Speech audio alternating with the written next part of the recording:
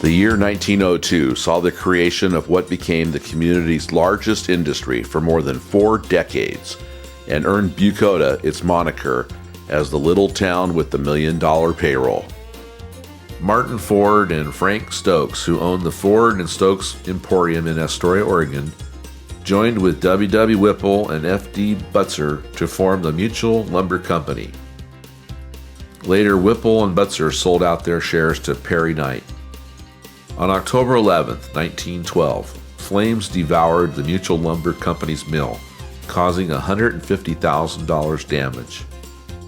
Instead of rebuilding at Bucoda, the owners purchased the Tenino mill operated by the brothers T.F. and C.A. Menser.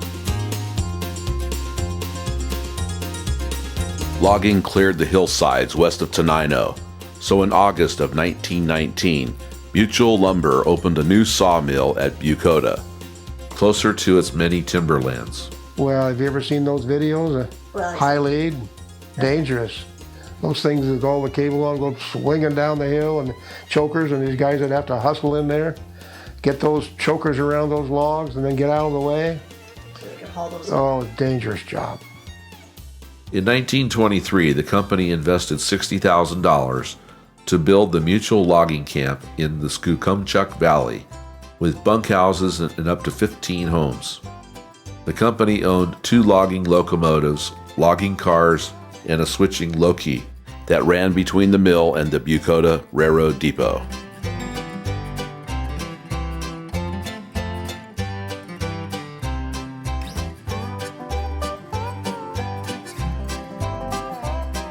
The Skookumchuck River, which the Mutual Company harnessed to help operate the mill.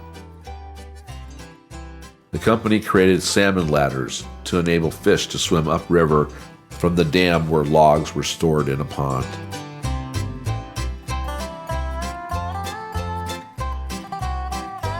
The Mutual Lumber Company's number 2 locomotives went off of a trestle on February of 1939 when the top of a pile driver caught a steel guide line on the spar pole. 4 of the 5 men aboard the train were injured, but nobody died.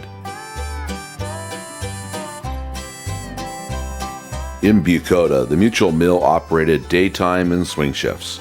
They didn't have lift trucks or anything in those days. All the lumber was hand stacked.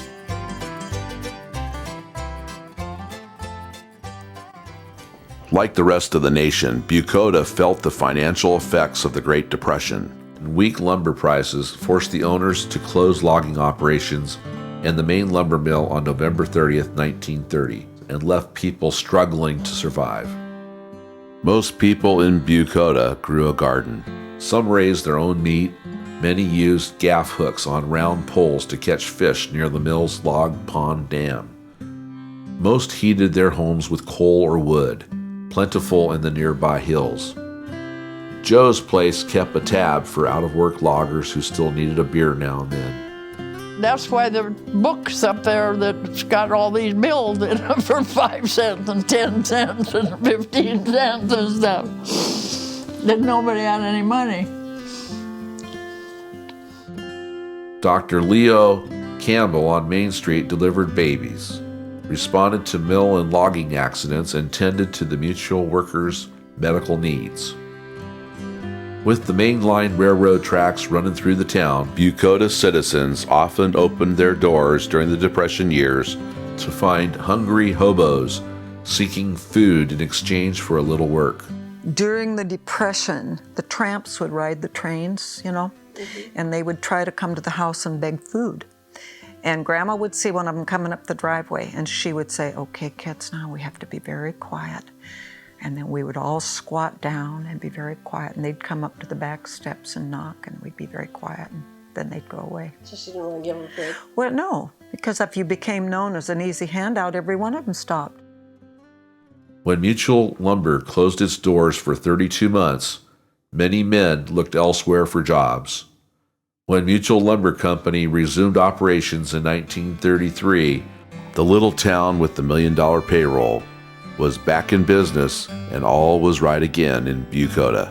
Those unable to find jobs worked for the Works Progress Administration, which President Franklin D. Roosevelt started in April 1935 to help employ people. The WPA installed water lines in Bucoda and built the gymnasium at the corner of 3rd and Nendon Streets. The Bucoda Gymnasium, pictured here in 1968, still stands today as a visible reminder of the Depression.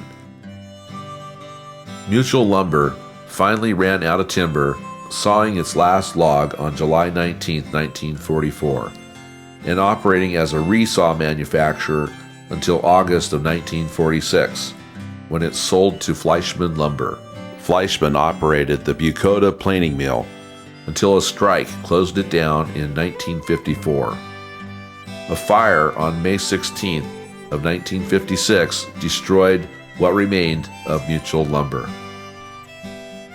In the wintertime, it'd be like we might come home at 6 o'clock at night and come around the corner up on the hill overlooking Bucoda and the Mutual, and seeing that burner just red, and the fire glowing and the sparks flying like a campfire, like the sparks coming from a campfire. And I mentioned in the article that I said it was a cheery glow that designated that the Mutual was running and it was jobs and everybody was happy, and that was a sign of success.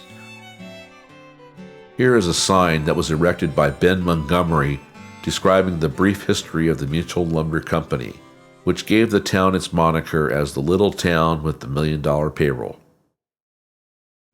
Early 30s is when I was going to say that I think baseball really started getting important. From what I hear, Mutual Lumber Company would sometimes hire out-of-town kids or young guys that played baseball, that were good baseball players, so they could play on the baseball team.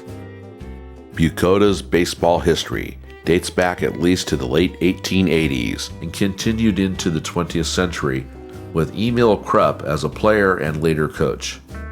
By the 1920s, the Mutual Lumber Company started sponsoring its own baseball team, which competed against teams sponsored by other mills.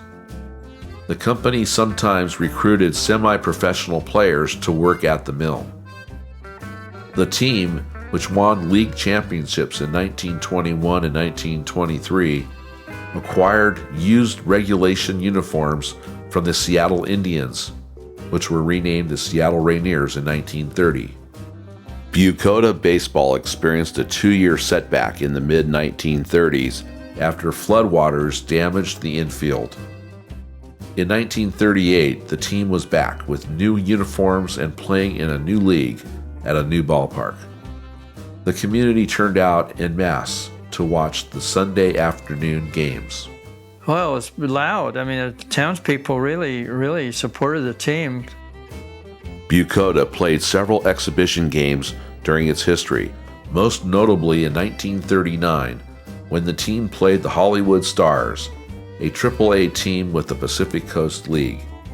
Yeah, old John Curie now in Princeton, they played the Hollywood Stars there in Centennial. Curie knocked a home run, boy, and everybody was elated. They lost the game, but Curie had a home run on them.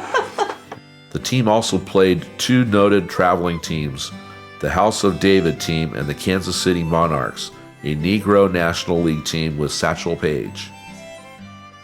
Games continued until World War II started. After a hiatus in 1947, player and manager Stanley Osbolt resurrected the club, which played until 1965 when television drew people inside and pro teams lured them to Seattle. I think we were pretty good. Not as good as that 1939 team or where it was, that played against the Hollywood Stars. But on the other hand, it would have been interesting if someday, like in heaven, I always joke about this, but why not? I mean, God's powerful. I mean, he can do anything he wants. I said, wouldn't it be neat if we could play against that old team?